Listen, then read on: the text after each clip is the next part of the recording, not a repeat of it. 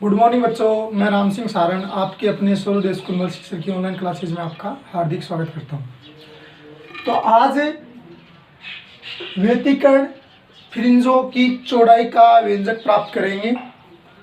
कल का जो क्लास थी उसके आगे की ही बात है ये, है ना। तो यंग द्विस्लिट प्रयोग से आपने क्या देखा कल तक? स्लिट में दो प्रकाश सोर्स बनाए,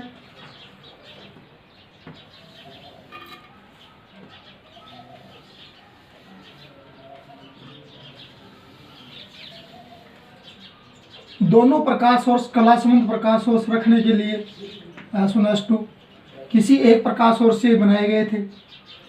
चाहे वो आप लेंस लगा लो, लेंस लगा के उसके केंद्र पे एक प्रकाश सोर्स रख दो ताकि इस पे समतल तरंगाग्र आपतित हो।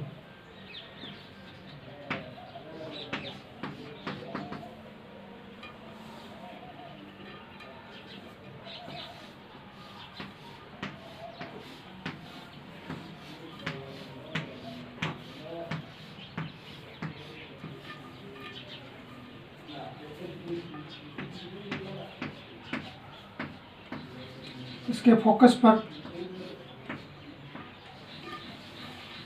कोई बिंदु प्रकाश सोर्स रखा,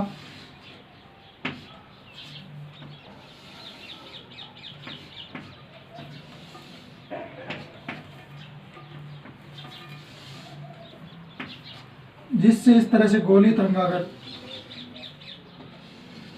आपतित हुए, फिर वो अपवर्तित होकर समतल तरंगाग्र हुए।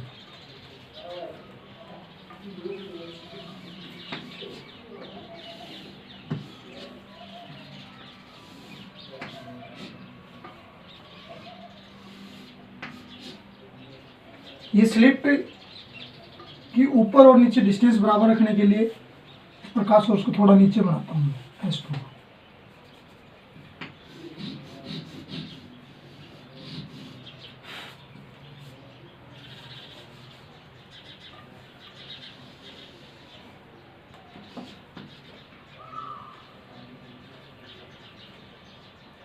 इस तरह से मान लो ये समतल तरंगाग्र इस पर आपतित हो रहे हैं। यहाँ कहीं D दूरी पर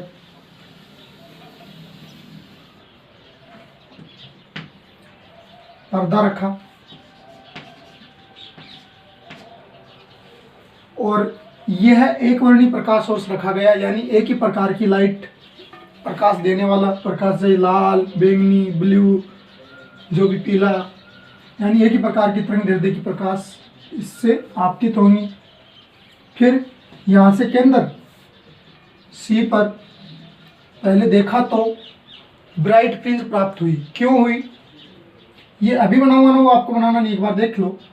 यहाँ से मान लो एक तरंग ऐसे केंद्र पे आपतित हुई, दूसरी यहाँ से एक तरंग इसके केंद्र पे आपतित हुई।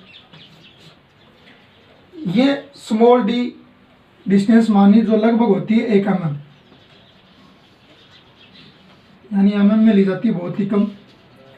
और पर्दे और स्लिट के बीच की डिस्टेंस कैपिटल D जो लगभग मीटर 1 मीटर के आसपास रखी जाती है, यानी यहाँ capital D very very greater than to small d।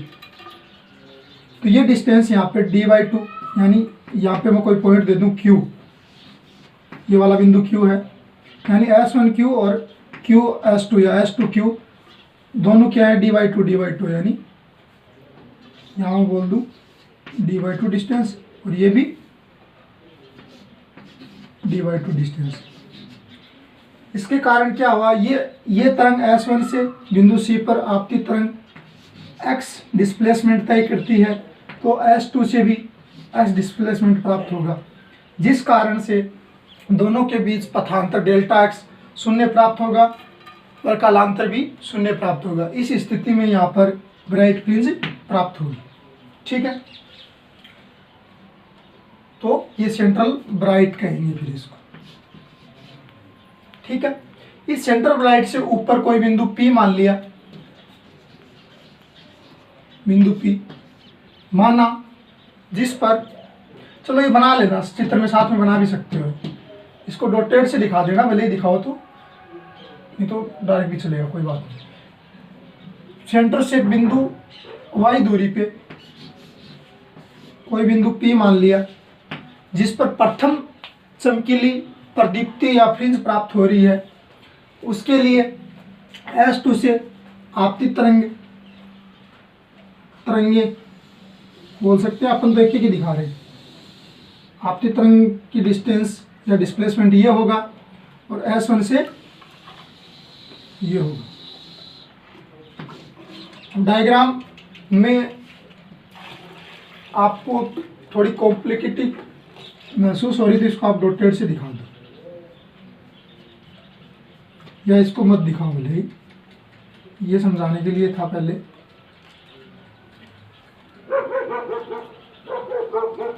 और यहाँ पे मैं एक इसके सेंटर पे और एक ऐसे डॉटेड से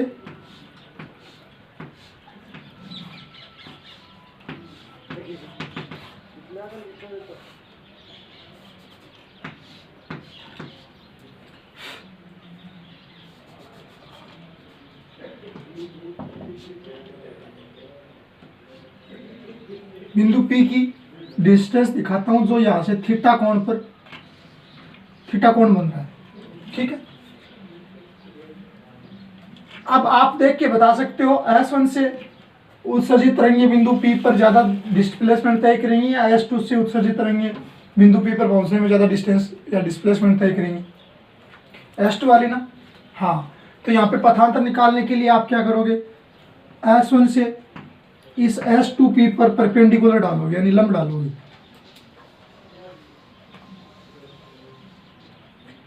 ये यहाँ पर 90 डिग्री प्राप्त बना रहा है।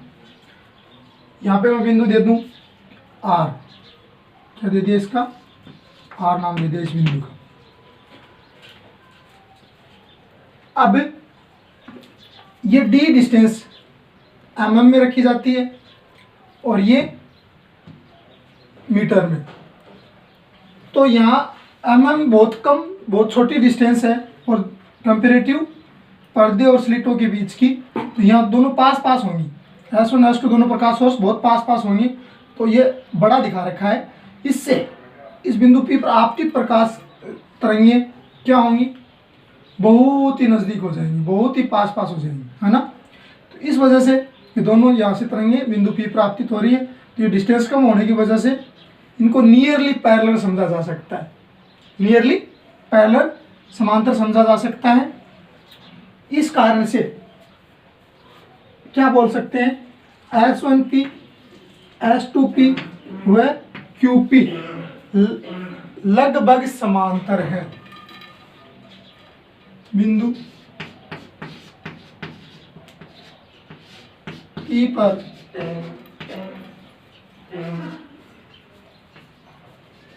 अध्यारोपित या अतिव्यापित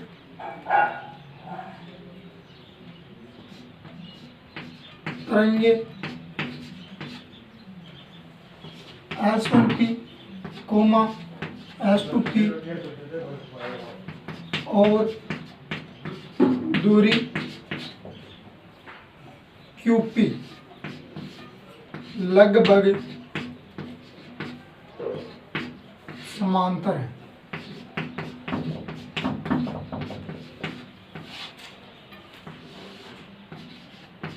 वो क्या है, समांतर है, लेकिन फिर भी थोड़ा बहुत तो इसमें अंतर आएगा ही। S1P और S2P में थोड़ा बहुत अंतर आएगा, लेकिन लगभग समांतर मान सकते हैं। तो पथांतर होगा, पथ में अंतर वो कम आएगा, लेकिन वो पथांतर है वो डिपेंड करेगा, क्योंकि वो तरंग दैर्ध्य में आएगा, सॉरी एंगस्ट्रम में आएगा जो पथांतर आएगा वो। तो आपको यहाँ पे पथांतर निकालना पड़ेगा, समांतर मानते हुए भी लगभग समांतर माननी है, तो कुछ तो पथांतर होगा। तो यहाँ पे पथांतर क्या हो जाएगा, S2R। तो पथांतर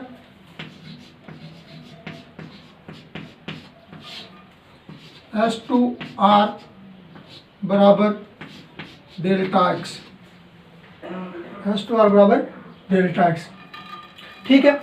इस पथांतर को निकालोगे तो आपको कुछ एज्यूम करना होगा। जैसे ये पास पास होने की वजह से ये कोण थीटा बना रही है यहाँ पे, तो ये कोण भी यहाँ पे मैं डिस्टेंस एक ऐसे काल्पनिक मान लूँ, यानी पर्दे और स्लिट के बीच की दूरी जो d है, उसके साथ ये भी कोण कितना बनाएगी, थीटा बनाएगी। ये कोण भी क्या होगा फिर, थीटा होगा। यानी S2P डिस्टेंस d के साथ थीटा कोण बना रही है। क्यों? क्यों QP भी तो QP भी डिस्टेंस और पर्दे और स्लिटों के बीच की डिस्टेंस के साथ थीटा माना, यानी ये वाली रेखा ये वाली रेखा दोनों क्या है, पैरेलल है ना। और ये थीटा लग नहीं रहा है आपको, आपको ऐसा लग रहा है कि ये पैरेलल कहाँ होंगे, तो ऐसे यहाँ गैप बढ़ रहा है, धीरे धीरे कम हो रहा है, लेकिन इनको बहुत ज़्यादा पास पास मान रखा है ना। तो ये कोण थीटा है, तो ये कोण भी थीटा। डायग्राम में दोबारा बना दूंगा एक बार, ये थ्योरी समझाने के लिए बना रहा हूँ, चिंता ना करो आप, लेकिन समझने की कोशिश भी करो।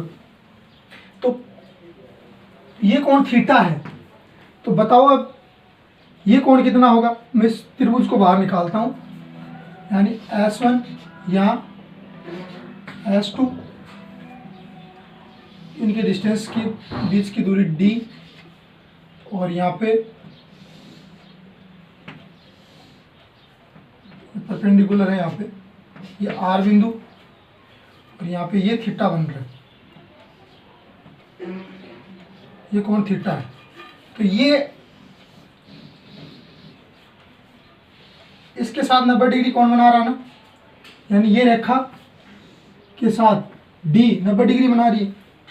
तो ये 90 में से थीटा कम कर दो, तो ये कितना बचा, ये बचा 90 माइनस थीटा, यानी ये एंगल 90 माइनस थीटा बचा। ये फिर कितना हुआ, ये तो 90 है ही, तो 90 माइनस थीटा प्लस 90, और 180 में से घटा दोगे तो ये कितना आ जाएगा, थीटा आ जाएगा। देखो, यानी ये कोण प्लस ये कोण 180 में से घटा देंगे तो ये आ जाएगा ना। तो इन दोनों को जोड़ो, कोण S2 प्लस कोण R कितना आ जाएगा, S2 कितना है 90 माइनस थीटा, ये कितना है 90 है, परपेंडिकुलर है, तो ये हो गया 180 माइनस थीटा। 180 में से 180 माइनस थीटा घटाओगे, 180 माइनस 180 माइनस थीटा, तो ये 180 माइनस 180 प्लस थीटा, 180 180 यानी थीटा कोण आ जाएगा। ये कोण कितना होगा, थीटा होगा, जो बहुत ही छोटा कोण होगा। क्यों? क्योंकि पथांतर एंगस्ट्रम में प्राप्त होगा। इसको और इसको पैरेलल माना है, तो ये परपेंडिकुलर बहुत ही पास में होगा, यानी S2 और R दोनों बिंदु नज़दीक होंगे। ठीक है, देखो ये तो समझाने के लिए था, लिखना नहीं है आपको। यानी ये कोण आपने थीटा प्राप्त कर लिया। कौन सा वाला, S1 पे जो बन रहा है वो कोण थीटा। अब पथांतर निकालना है। पथांतर क्या है, S2R बराबर डेल्टा एक्स, यानी डेल्टा एक्स बराबर क्या है, S2R। तो आपके पास गिवन डिस्टेंस ये D है और ये S2R है ना। S2R और D डिस्टेंस गिवन है, तो कौन सा त्रिकोणमितीय अनुपात लगाएं जिससे डिस्टेंस प्राप्त हो जाए पथांतर। तो क्या लगेगा, साइन थीटा। साइन थीटा बराबर क्या होता है, लंब बट्टा करण। तो इस थीटा के लिए ये तो लंब हुआ और ये हुआ करण, है ना। तो त्रिकोणमितीय अनुपात से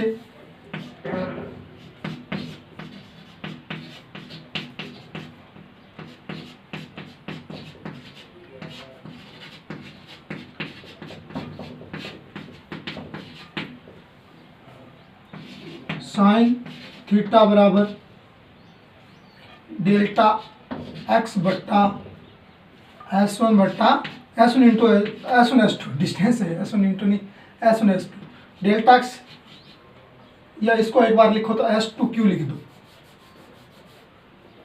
S2R सॉरी S2R कितनी है, डेल्टा एक्स, और ये कितनी है D। साइन थीटा बराबर क्या आ गया, डेल्टा एक्स बट्टा D। साइन थीटा बराबर डेल्टा एक्स बट्टा डी। पथांतर चाहिए तो डेल्टा एक्स बराबर क्या आ जाएगा, डी साइन थीटा। ये समझ आपको ध्यान में रखना है। तो यहाँ तक की थ्योरी उतारो, इसका अच्छा डायग्राम बनाते हैं जो आपको बता भी दूंगा कौन सा बनाना जरूरी नहीं। चलो थ्योरी समझा दूं तो बताया वही थ्योरी है। माना प्राप्त दोनों प्रकाश स्रोत S1 S2 कलासंबंध व एक वर्णी प्रकाश स्रोत है। एक वर्णी प्रकाश स्रोत माना ये मोनोक्रोमेटिक लाइट सोर्स है, यानी एक वर्णी प्रकाश स्रोत है। तो S1 S2 भी क्या रहेंगे, एक वर्णी प्रकाश सोर्स रहेंगे, यानी इसका नाम S दे दो। ठीक है। चित्रानुसार D लगभग 1 mm, ये लगभग 1 या 1.5 mm में रखी जाती है, यानी S1 और S2 के बीच की डिस्टेंस बहुत ही कम रखी जाती है। ठीक है। यानी कैपिटल D स्लिट और पर्दे के बीच की दूरी मीटर में रखी जाती है, जो इससे बहुत ज़्यादा बड़ी है ना। और केंद्रीय फ्रिंज, ये सेंट्रल ब्राइट केंद्रीय फ्रिंज माना पर्दे के बिंदु C पर, ये बिंदु C मान लिया, C पर प्राप्त हो रही है। इसके लिए दोनों प्रकाश स्रोतों से, इस S1 और S2 से तरंगें समान दूरी तय करेंगी। ये दोनों एक्स डिस्टेंस मान रखी है आपने, करेंगे तो पथांतर डेल्टा एक्स और कलांतर फाई शून्य होगा, तो केंद्रीय फ्रिंज चमकीली प्राप्त होगी। अब मान रहे हो केंद्रीय फ्रिंज से y दूरी पर स्थित बिंदु P मान लिया, जिस पर प्रथम चमकीली फ्रिंज प्राप्त हो रही है। चमकीली फ्रिंज या प्रदीप्त फ्रिंज लिख लो, फ्रिंज प्राप्त हो रही है। तो अपन डिस्टेंस निकालेंगे कि C से P y कितनी दूरी पर है ना। तो यहां तक की लिखो। ये थोड़ा बड़ा डायग्राम बनाया, ये सेंटर वाला मत बनाओ बोले, ताकि कंफ्यूज ना हो। अब बिंदु P की चर्चा चल रही है, उसको अलग से बना दो, फिर ये बना दो, ऐसा भी कर सकते हो, या एक अकेला ये बनाओ तो भी चलेगा। तो ये पथांतर, ये कितना है, डेल्टा एक्स, और एक संबंध प्राप्त कर लिया डेल्टा एक्स बराबर डी साइन थीटा इस त्रिभुज से S1 S2, और यहाँ पे R बिंदु लिया ना, ये R गड़बड़ हो गई, चित्र गलत बन गया, यहाँ पे परपेंडिकुलर होगा, यहाँ ये हो गया R बिंदु।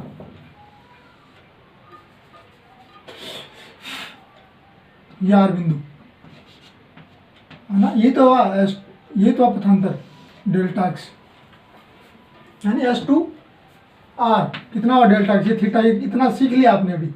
चलो आगे देखते हैं। अब आप क्या मान रहे हो, माना बिंदु P पर प्रथम मैक्सिमा या ब्राइट फ्रिंज प्राप्त हो रही है। वो कब होती है, संपोषी व्यतिकरण के कारण, कल अपने देखा था। यानी इसका मतलब बिंदु P पर क्या हो रहा है, अध्यारोपित तरंगों का संपोषी व्यतिकरण हो रहा है, उस वजह से बिंदु P चमकीला प्राप्त हो रहा है ना। तो लिख लो, माना बिंदु P पर संपोषी व्यतिकरण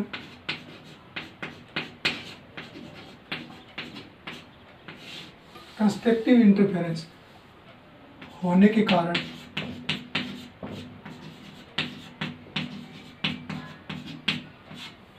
बिंदु P पर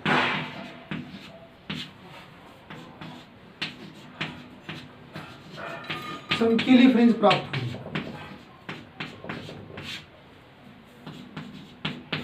फ्रिंज या प्रदीप्ति प्राप्त हो रही है, या पट्टिका प्राप्त हो रही है।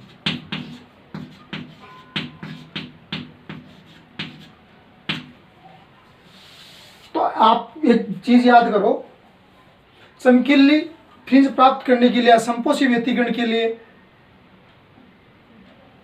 पथांतर किस किस के बराबर होता है, डेल्टा एक्स, लिखना नहीं है, पीछे क्लास का समझाता हूँ एक बार दोबारा। डेल्टा एक्स बराबर होता है एन लेमडा, है ना। और जो प्रथम प्रदीप्ति, ये सेंटर वाली है, इसको तो मान नहीं रहे क्योंकि जीरो पथांतर में प्राप्त हो गई, तो इसको प्रथम मान रहे। फर्स्ट मैक्सिमा या प्रथम चमकीली फ्रिंज, तो उसके लिए एन की वैल्यू कितनी रखोगे, 1 रखोगे ना। 0 रखा तो ये हो गई, 1 रखा तो ये हो गई, 1 रखा तो लेमडा आ गया, पथांतर कितना आ गया, लेमडा। तो प्रथम के लिए लेमडा, द्वितीय के लिए 2 लेमडा, द्वितीय चमकीली फ्रिंज के लिए 2 लेमडा, तृतीय चमकीली फ्रिंज के लिए 3 लेमडा, यानी n लेमडा तक तो आपको पता चल गया होगा अब, पथांतर आप जानते हो, यानी डेल्टा एक्स किसके बराबर होना चाहिए, लेमडा के लिए। इसके लिए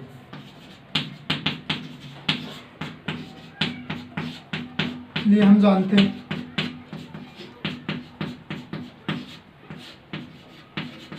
है कि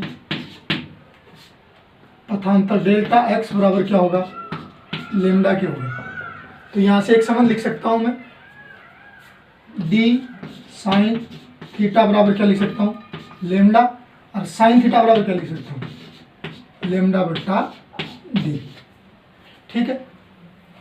अब ये एंगल बहुत छोटा है, यहाँ जो एंगल थीटा बना वो बहुत छोटा है। एक तो इस तरीके से देखो छोटा क्यों है, क्योंकि ये एस वन एस टू बहुत पास पास लिए थे, इस वजह से ये नियरली पैरेलल हो गई, 1 2 3 तीनों नियरली पैरेलल हैं।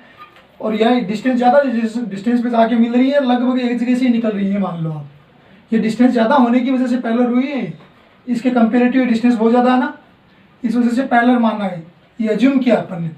तो इसके लिए थीटा ये बहुत छोटा है, थीटा बहुत छोटा है। दूसरे तरीके से देखो तो प्रकाश की तरंग दैर्ध्य होती है एंगस्ट्रम में, और डी डिस्टेंस है किस में, एमएम में। तो एंगस्ट्रम होता है 10 की घात -10 मीटर, और ये एमएम होता है 10 की घात -3 मीटर। तो कौन बड़ा हुआ, डी बड़ा हुआ, है ना। तो डी बड़ा होगा, ये तो बहुत छोटी राशि होगी, और इसके कंपेरेटिव ये 10 की घात 7 गुना बड़ी है, नीचे वाली 10 की घात 7 बहुत बड़ी होती है ना। तो इसका मतलब ये लगभग थीटा लगभग 0 के बराबर आ जाएगा, यानी बहुत छोटा कोण हो जाएगा, है ना। तो थीटा बहुत छोटा कोण है।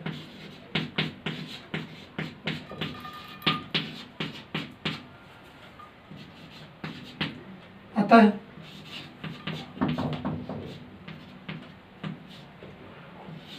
Sine theta approximate tan theta, बोल सकते हैं ना रेडियन में। यानी थीटा बढ़ने के साथ साथ साइन थीटा का मान भी बढ़ता है, और थीटा बढ़ने के साथ साथ टेन थीटा का मान भी बढ़ता है। तो बहुत लगभग 0 के पास होने की वजह से दोनों की वैल्यू लगभग समान मानी जा सकती है। जैसे एक बार सोच के देखो, साइन 0 डिग्री का मान भी 0 होता है, और टेन 0 डिग्री का मान भी 0 होता है। तो थोड़ा सा साइन थीटा वेरी किया, थोड़ा सा टेन थीटा, तो थोड़ा थोड़ा मान बढ़ेगा ना दोनों का। तो ये दोनों लगभग बराबर मान सकते हैं, है ना। तो इससे मैं लिख सकता हूँ यहाँ पे साइन थीटा बराबर लेमडा बटा डी है, तो टेन थीटा बराबर भी लिख सकता हूँ लेमडा बटा डी, है ना। आता है, इधर से शुरू करता हूँ। आता है टेन थीटा बराबर भी क्या हो जाएगा, लेमडा बटा डी हो जाएगा। ठीक है, इसको समीकरण नंबर 1 दे दिया। अब एक त्रिभुज देखो, त्रिभुज क्यू सी पी, इसमें कौन थीटा बन रहा है, ये भी तो थीटा ही है, ये भी थीटा है, तीनों कौन ये बराबर है। तो क्यू पी सी त्रिभुज में आप टेन थीटा लगाओगे तो त्रिभुज एक संबंध और आएगा आपके पास, त्रिभुज क्यू, ये बीच वाला बिंदु, ये तो थीटा है, ये है क्यू, यानी ऊपर d/2 डिस्टेंस थीटा d/2, तो बीच में स्लिट के बीच का बिंदु क्यू, क्यू सी पी में त्रिकोणमिति से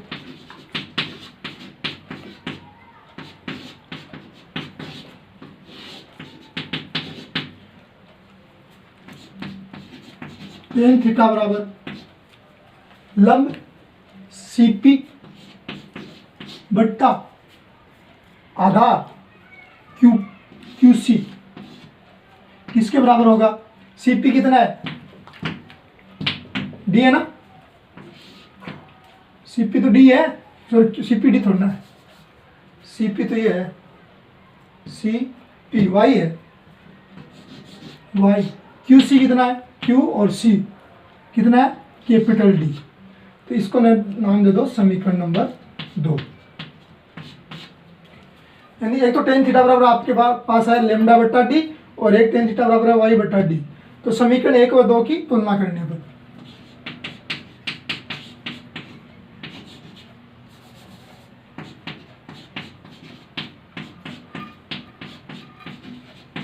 की तुलना, यानी LHS बराबर है तो RHS भी बराबर होंगे।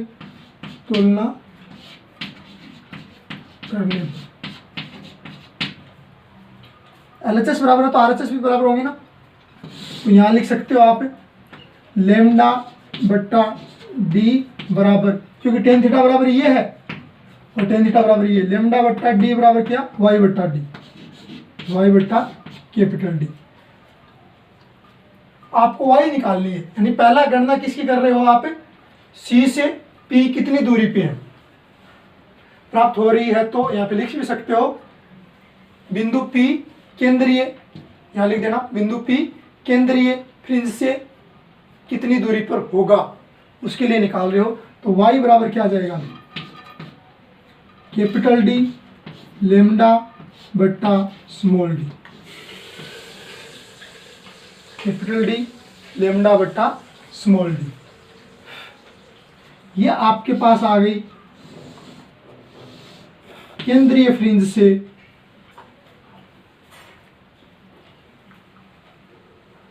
प्रथम चमकीली फ्रिंज की दूरी, केंद्रीय फ्रिंज से प्रथम चमकीली फ्रिंज की दूरी। अब नीचे लिखो इसी प्रकार, लिखो इसी प्रकार केंद्रीय चमकीली फ्रिंज से, या केंद्रीय फ्रिंज चमकीली होती है, केंद्रीय फ्रिंज से माना बिंदु P पर द्वितीय चमकीली फ्रिंज प्राप्त हो रही है। तो द्वितीय चमकीली प्राप्त हो रही है तो उसके लिए पथांतर क्या हो जाएगा, 2 लेमडा हो जाएगा ना, लेमडा 2 लेमडा 3 लेमडा।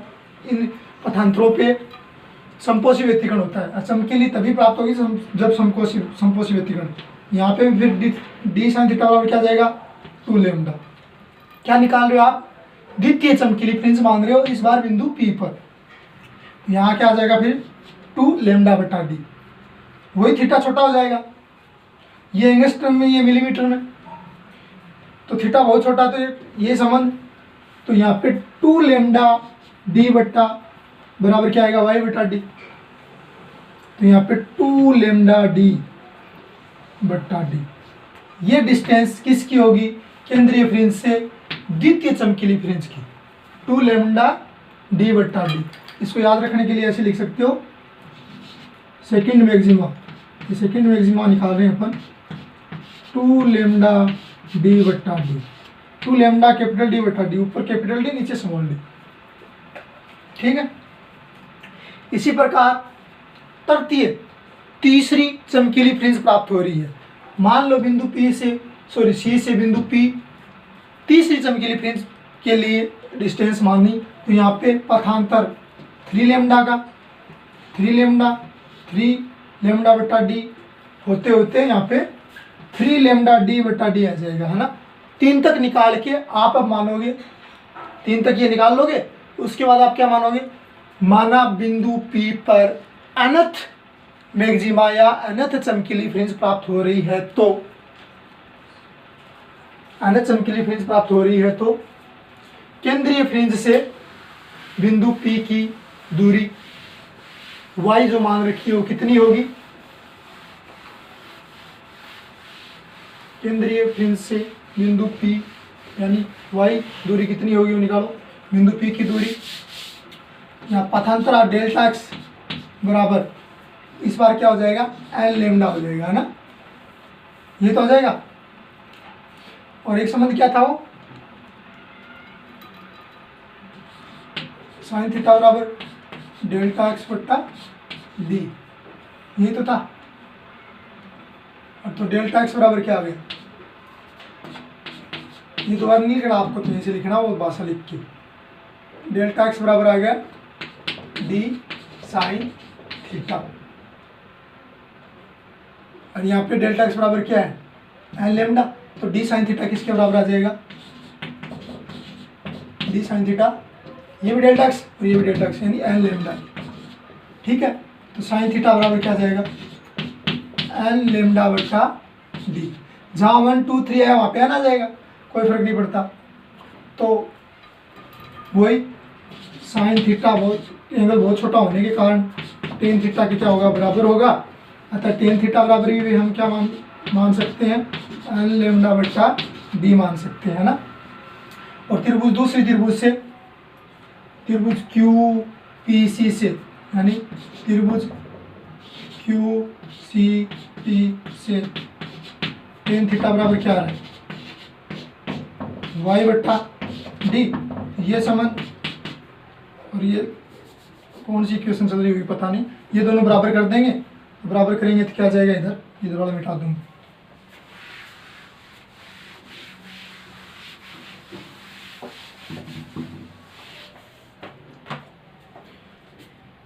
यानी y बट्टा डी बराबर आ जाएगा एन लेमडा बट्टा स्मॉल डी, है ना। y डिस्टेंस निकालनी है ना, केंद्रीय फ्रिंज से बिंदु P कितनी डिस्टेंस पे है। यदि अनंत चमकीली फ्रिंज प्राप्त हो रही है, यानी संपोषी व्यतिकरण हो रहा है, तो y बराबर हो जाएगा n lambda D capital D बट्टा small d, n lambda capital D बट्टा स्मॉल डी।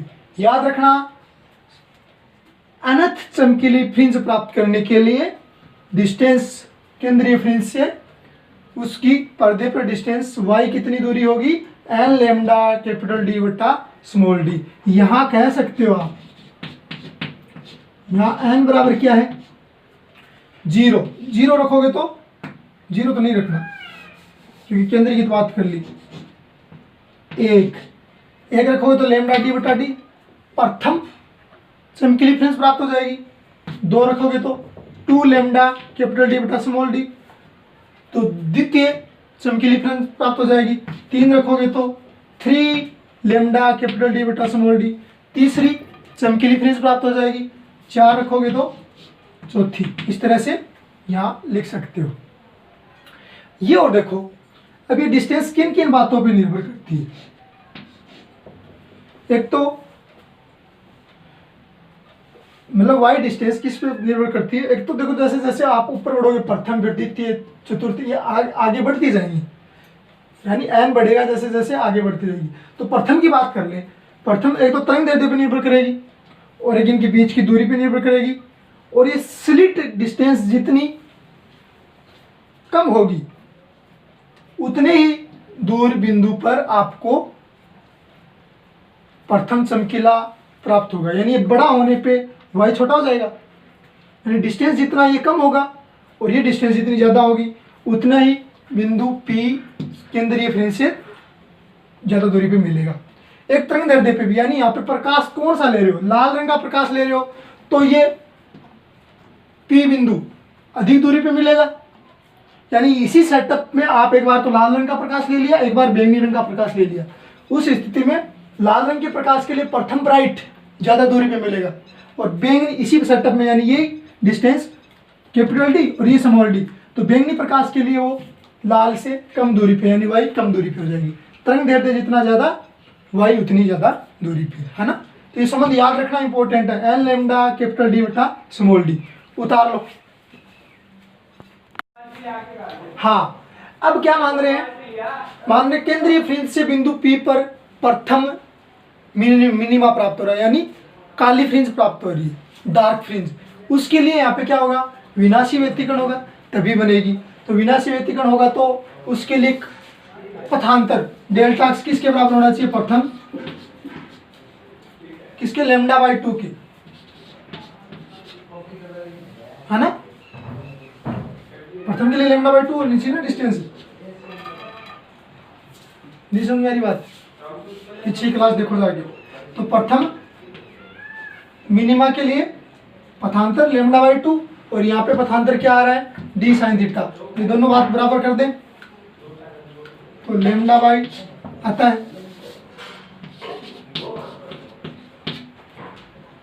लेमडा बाई 2 बराबर होगा डी साइन थीटा के। साइन थीटा बराबर क्या हो जाएगा, लेमडा बट्टा 2D। समीकरण नंबर जितनी भी है इसको दे दो, कितनी पता नहीं, मैं तो एक दे रहा हूँ चलो, ठीक है। इसी प्रकार त्रिभुज, वही इस त्रिभुज से देखो, त्रिभुज क्यू पी सी से टेन थीटा बराबर लंब वाई, डिस्टेंस कैपिटल डी, समीकरण नंबर 2। तो तुलना कर लो, equation first and equation second की तुलना करने।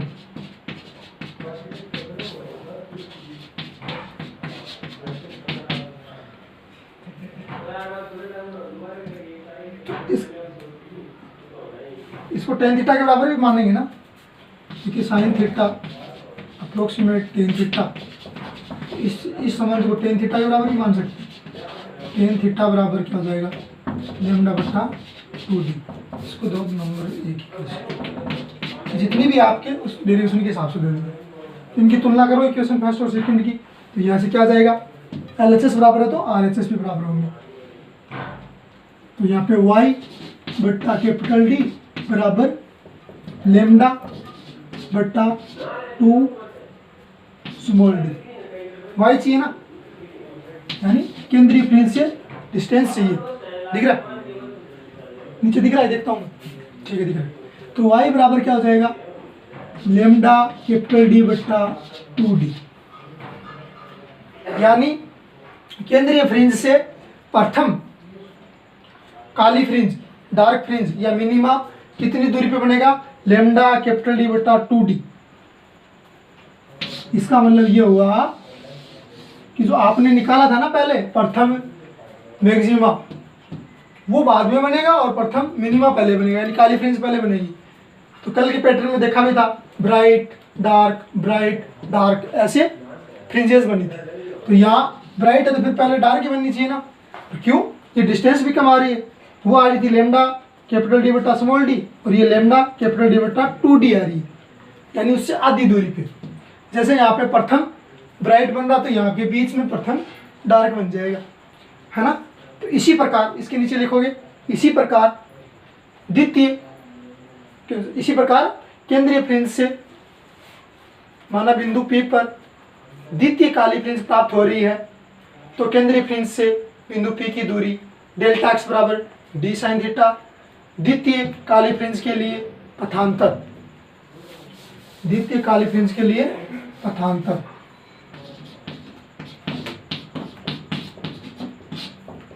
क्या हो जाएगा, 3 लैम्डा बट्टा 2,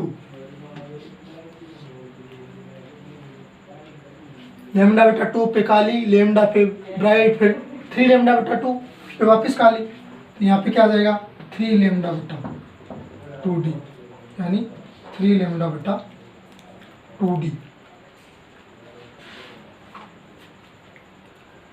3 लैम्डा बट्टा 2d। यहाँ पे 3/2 लैम्डा d बट्टा d, 3/2 लैम्डा d बट्टा d, क्या, द्वितीय काली फ्रिंज या द्वितीय मिनिमा। बिंदु P को क्या मान लिया आपने, द्वितीय। इसी प्रकार तृतीय के लिए यहाँ पे 5 लैम्डा बटा 2 आएगा, इसी प्रकार तृतीय के लिए कर लेना। फिर इसी प्रकार माना केंद्रीय फ्रिंज से बिंदु P पर nth डार्क फ्रिंज प्राप्त हो रही है, तो उसके लिए करते हैं, मैं करवा दूंगा वो दो यहाँ तक। अब क्या मान रहे हैं, केंद्रीय फ्रिंज से बिंदु P पर nth डार्क फ्रिंज प्राप्त हो रही है, nth मिनिमा विनाशी व्यतिकरण के कारण ही प्राप्त होगा। तो डेल्टा x बराबर पथांतर क्या होगा, 2n - 1 लैम्डा बाई 2, क्या आ रहा है, नहीं आ रहा, अरे पीछे क्लास की बात है, ठीक है। तो यहाँ पे ये डेल्टा x बराबर ये है, डेल्टा x ये, तो इन दोनों को बराबर कर देंगे, तो d साइन थीटा बराबर क्या हो जाएगा, 2n - 1 into lambda by 2, sine theta चाहिए, साइन थीटा बराबर आ गया, d बट्टे में चला गया, 2 - 1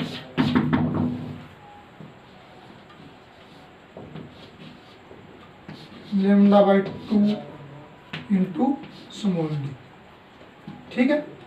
और छोटे एंगल के कारण साइन थीटा लगभग टेन थीटा है। क्यों? थीटा बहुत ही छोटा है, थीटा टेंस टू 0। इस वजह से क्या ले लिया आपने, साइन थीटा टेन थीटा के बराबर है। ओके भैया, तो इस त्रिभुज से वही सारी कहानी, वही एक चीज समझ में आ जाएगी, तो सारी समझ में आ जाएगी। क्यू सी पी से टेन थीटा बराबर वाई बट्टा capital D, equation number second. और यहाँ से ये बराबर होने की वजह से साइन थीटा बराबर यहाँ पर मैं टेन थीटा बराबर भी ये समझ लिख सकता हूँ, 2n - 1 लैम्डा बट्टा 2d, इक्वेशन नंबर फर्स्ट। दोनों की तुलना कर दो, y बट्टा कैपिटल डी बराबर आ गया 2n - 1, सारी वही चीज़ है, लैम्डा बट्टा 2d, है ना। ठीक है, यहाँ से y चाहिए, इस गुणा में ले जाओ, तो y बराबर क्या जाएगा, 2n - 1 इंटू लेमडा बट्टा लेमडा डी, कैपिटल डी ऊपर आएगा, नीचे बट्टा में 2d।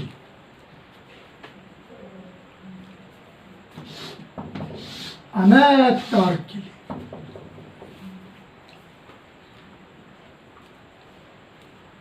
n वही 1 2 3 4, n की जगह 1 रखोगे तो 2 - 1 यानी 1 लेमडा बट्टा डी बट्टा 2d। प्रथम क्या आ जाएगी, डार्क।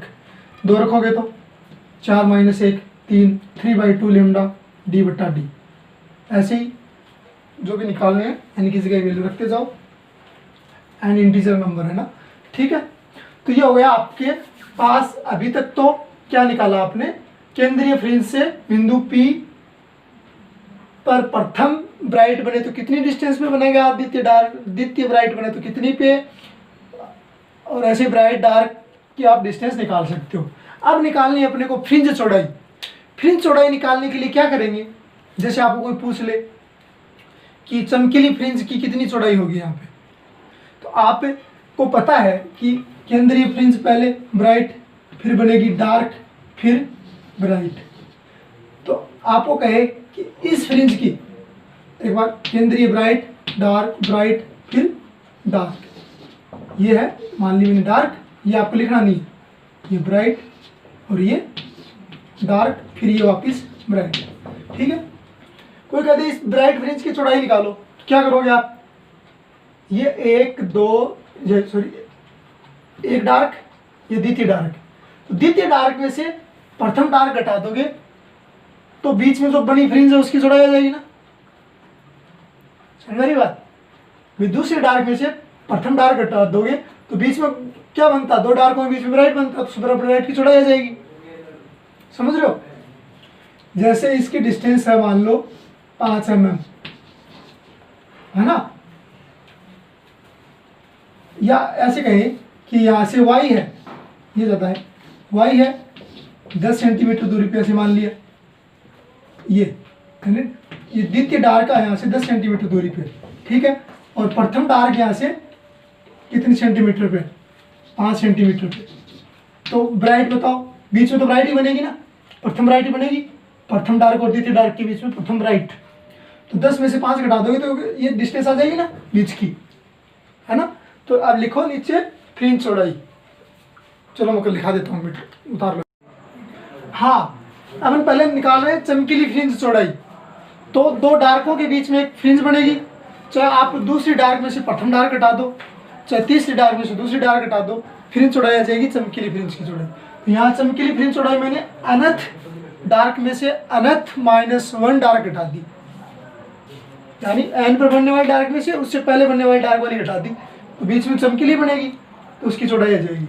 अनंत काली फ्रिंज में से n - 1 काली फ्रिंज की केंद्रीय फ्रिंज से दूरी घटाने पर, मतलब यहाँ पे मान लो अनंत काली फ्रिंज बन रही थी और यहाँ पे बन रही थी n - 1 काली फ्रिंज, तो इस y में से ये वाली y घटा दी, तो बीच में ब्राइट आ जाएगी ना।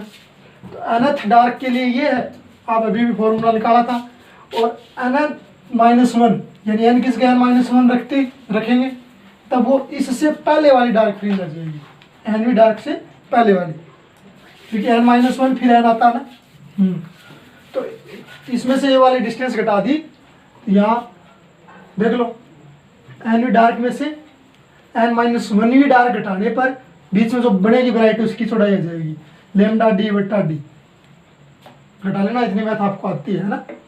चाहे आप दूसरी डार्क में से प्रथम डार्क घटा दो तो भी यही आएगी।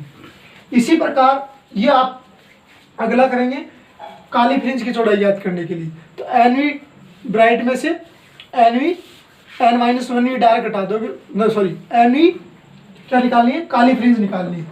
हाँ, तो एन वी चमकीली में से n-1 वी चमकीली घटाओगे तो बीच में डार्क बनेगी, वो आ जाएगी। और करता हूँ, उतार लो इसको क्या पर। हाँ, अब काली फ्रिंज चौड़ाई निकालते हैं। तो काली फ्रिंज कहाँ बनेगी, दो चमकीली फ्रिंजों के बीच में। चाहे दूसरी चमकीली में से प्रथम चमकीली घटा दो, बीच में काली फ्रिंज की चौड़ाई आ जाएगी। तो मैंने क्या किया है, एन वी काली फ्रिंज, एन वी चमकीली फ्रिंज में से n-1 वी चमकीली फ्रिंज घटा दी, तो बीच में बनने वाली एन वी काली फ्रिंज, या सभी फ्रिंजों की चौड़ाई एक ही होती है, तो बीच में बनने वाली उस काली फ्रिंज की चौड़ाई आ जाएगी। तो nth चमकीली फ्रिंज दूरी, सेंटर से nth चमकीली फ्रिंज दूरी में से n-1 वी उसके जस्ट नीचे बनने वाली चमकीली फ्रिंज की दूरी घटाने पर बीच में बनने वाली काली फ्रिंज की चौड़ाई आ जाएगी। तो nth चमकीली कितनी दूरी में बनी थी, y कितने आया था, n लेमडा कैपिटल डी बटा स्मॉल डी, और या n की जगह n-1 रख लेंगे, तो लेमडा डी बटा स्मॉल डी घटाया, तो इसको अंदर गुणा कराया तो n लेमडा डी बटा डी, और ये माइनस फिर प्लस हो गया लेमडा डी बटा डी, तो यहाँ से आ गया लेमडा डी बटा डी। यानी काली फ्रिंज चौड़ाई हो चाहे ब्राइट फ्रिंज चौड़ाई हो, सबकी वो विड्थ चौड़ाई लेमडा डी बटा डी रहेगा। वो डिपेंड करेगी तरंग दैर्ध्य पर। यदि अलग अलग प्रकाश का तरंग दैर्ध्य लोगे तो चौड़ाई अलग अलग होगी। लाल रंग के प्रकाश के लिए विड्थ ज़्यादा रहेगी, बैंगनी रंग के प्रकाश के लिए विड्थ कम रहेगी, और डी पे भी डिपेंड करेगी। डी ज़्यादा होगा तो वो उसकी चौड़ाई भी ज़्यादा रहेगी, और स्मॉल डी कम होगा तो चौड़ाई ज़्यादा रहेगी। यानी स्लिट्स डिस्टेंस में और इस डी पे, कैपिटल डी पे इनके डिपेंड करेगी, है ना। ठीक है, तो आज के लिए इतना ही काफ़ी। ये बहुत इंपॉर्टेंट टॉपिक है, कई बार पूछा गया बोर्ड में, बहुत बार, बहुत ज़्यादा बार। तो इसको अच्छे से कॉपी में 2-3 बार बिना देखे करोगे, कोई दिक्कत हो तो पूछोगे। पढ़ते रहो, खुश रहो। जय माँ सरस्वती।